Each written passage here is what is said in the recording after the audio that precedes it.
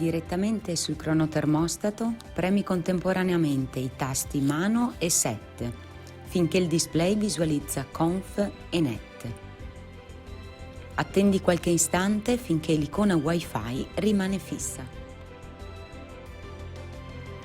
Dall'app seleziona ora Nuovo termostato e scegli il cronotermostato tuo.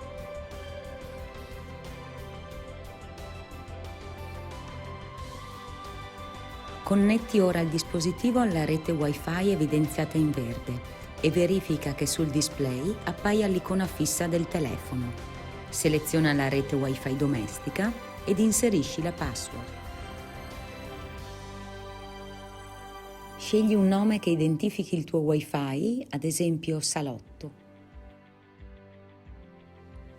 Attendi un paio di minuti e visualizzerai il PIN di 4 cifre da inserire nella app. Salva.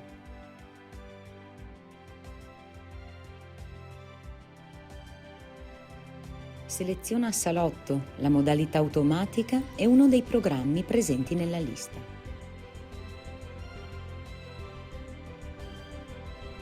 Attendi infine che sul cronotermostato si aggiorni il programma appena selezionato tramite app. La configurazione è terminata. Puoi ora gestire il clima domestico come desideri.